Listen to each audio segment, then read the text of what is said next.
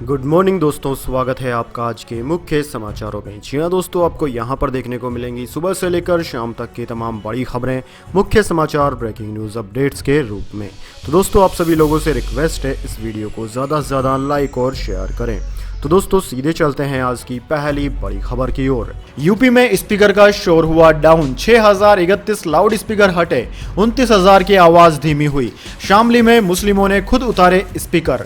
जी हां दोस्तों, यूपी में इन दिनों बुलडोजर को लेकर सख्ती जारी है। सुप्रीम कोर्ट और उत्तर प्रदेश सरकार के आदेश पर बुधवार सुबह प्रशासन ने प्रदेश के कई जिलों में धार्मिक स्थलों से लाउड स्पीकर उतरवाए। इसके साथ ही नियमों के मुताबिक लाउड स्पीकर चलाने की अपील की गई है। सरकार की तरफ से बताया गया है कि अब तक प्रदेश के कुल 12 जोन और कमिश्नरेट में धार्मिक स्थलों पर लगे 6031 लाउड स्पीकर को हटा दिया गया है। वहीं 29,674 धार्मिक स्थलों पर लगे लाउड स्पीकर्स की आवाज को तय मानकों के हिसाब से सेट कर दिया गया है। दोस्तों, लखनऊ जोन में पुलिस ने धार्मिक स्थलों से 912 लाउड स्पीकर उतारे, जबकि 6400 स्पीकरों की आवाज तय मानकों के लिहाज से कम की गई। लखनऊ शहर में धार्मिक स्थलों से 433 लाउड स्पीकर हटाए गए। पुराने लखनऊ में ड्राइव चलाकर पुलिस ने सभी धर्म गुरुओं से बात कर लाउड स्पीकर की आवाज कम करवाई। आगरा, मेरठ, बरेली, कानपुर, प्रयागराज, गोरखपुर, वाराणसी, गौतम बुद्ध नगर के जोन और कानपुर कमिश्नरेट, वाराणसी कमिश्नरेट में यह कार्यवाही की गई है। इसके बाद दोस्तों अगली बड़ी खबर, पेट्रोल डीजल प्राइस हाइक पर ममता बनर्जी ने कहा, एक तरफा थी पीएम मोदी के साथ बातचीत, तेल की कीमतों में कटौती करे सरकार।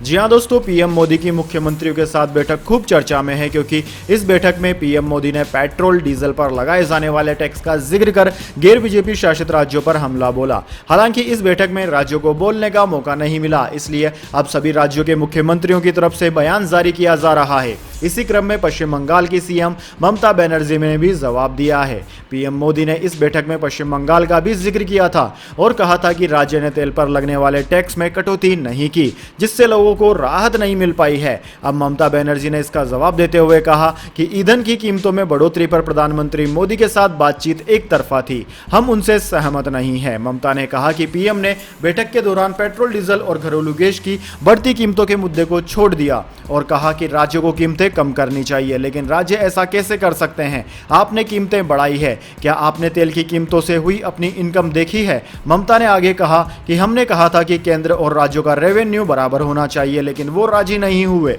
वो 75% टैक्स वसूलते हैं। इसके बाद दोस्तों अगली बड़ी खबर, बढ़ते तापमान और आग की घटनाओं पर प्रधानमंत्री मोदी की सख्त चेतावनी, राज्यों से अलर्ट रहने को कहा।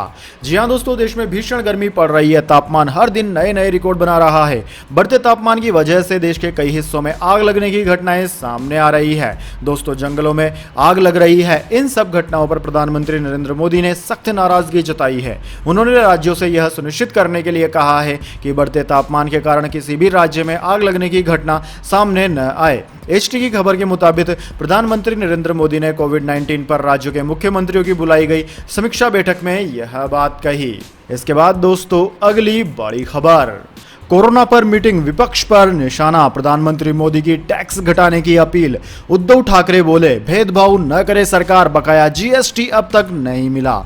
जी हां दोस्तों, देश में कोरोना के केस बढ़ रहे हैं। ऐसे में प्रधानमंत्री नरेंद्र मोदी ने बुधवार को राज्यों के मुख्यमंत्रियों के साथ वर्चुअल मीटिंग की। इसमें महामारी और यूक्रेन रूस जंग के कारण देश की आर्थिक स्थिति पर हुए असर को लेकर भी चर्चा हुई।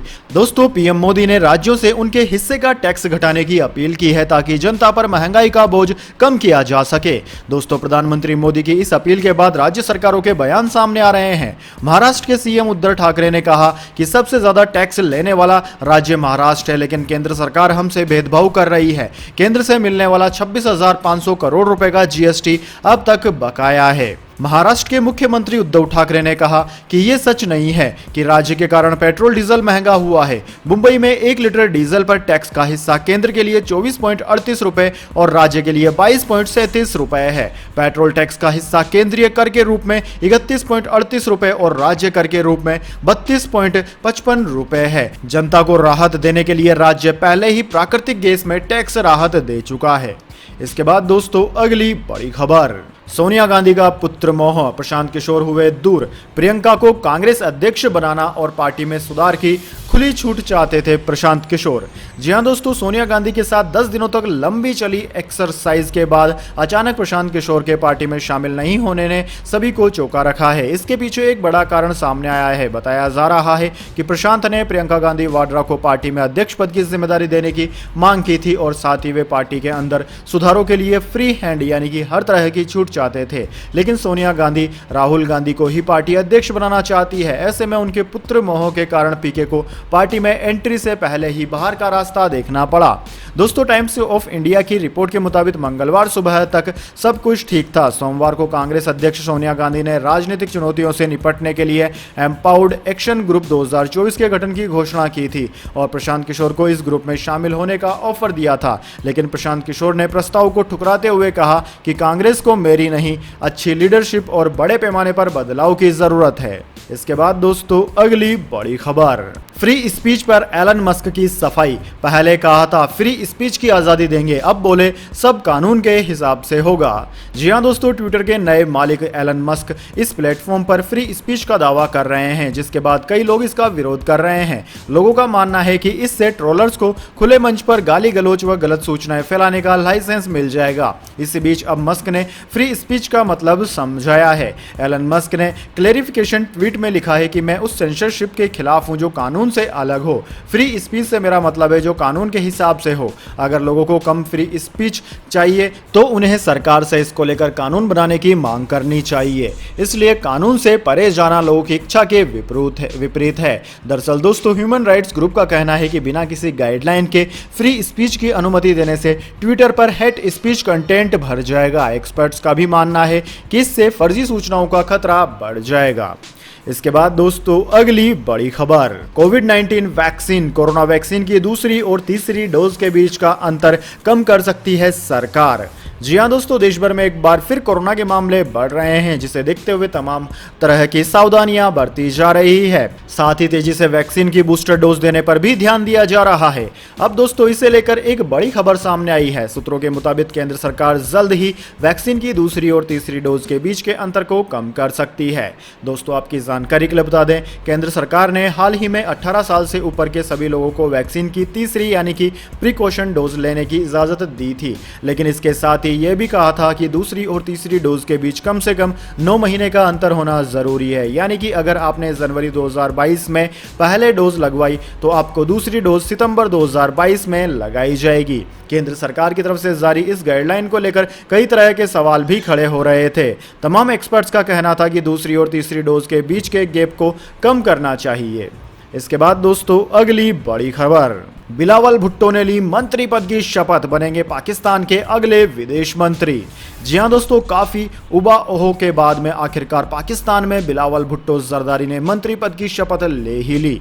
बिलावल भुट्टो पाकिस्तान की पूर्व प्रधानमंत्री बेनज़ीर भुट्टो और पाकिस्तान के पूर्व राष्ट्रपति आसिफ अली जरदारी के बेटे हैं। पाकिस्तान के डॉन अखबार के मुताबिक बुधवार को बिलावल ने फेडरल मंत्री के रूप में शपथ ली। दोस्तों, खबर के मुताबिक राष्ट्रपति आरिफ अलवी ने पीपीपी के चेयरमैन बिलावल भुट्टो जरदारी को पद की शपथ दिलाई। बिलावल भुट्टो पाकिस्तान के पीएम शहबाज शरीफ के मंत्रिमंडल का हिस्सा बनेंगे। दोस्तों, इस बात की ज्यादा संभावना है कि बिलावल पाकिस्तान के नए विदेश मंत्री बनेंगे। शपथ ग्रहण समारोह ऐवान सदर में हुआ, जहां प्रधानमंत्री शहबाज शरीफ भी मौजूद थे। इसके बाद दोस्तों, अगली बड़ी खबर, ब्रजेश हत्याकांड, बार का लाइसेंस हुआ सस्पेंड। नोएडा के सभी मॉल होटलों के बाउंसरों का होगा वेरिफिकेशन। जी हां दोस्तों, नोएडा के गार्डन गैलेरिया के लास्ट लेमन बार में हुई कत्ल के बाद पुलिस द्वारा बड़ा ऐलान किया गया। नोएडा कमिश्नर ने आदेश दिया है कि नोएडा के समस्त बार में कार्यरत कर्मचारियों को पुलिस वेरिफिकेशन कराना होगा। मॉल, बार, होटल, रेस्टोरेंट में कार्यरत सभी सुरक्षा कर्मियों के लिए ये नियम लागू करने होंगे। इसके अलावा बड़ी कार्रवाई करते हुए अब गार्डन गैलेरिया के लॉस्ट लेमन बार का लाइसेंस भी सस्पेंड कर दिया गया है। डीएम के आदेश के बाद यह कार्यवाही की गई।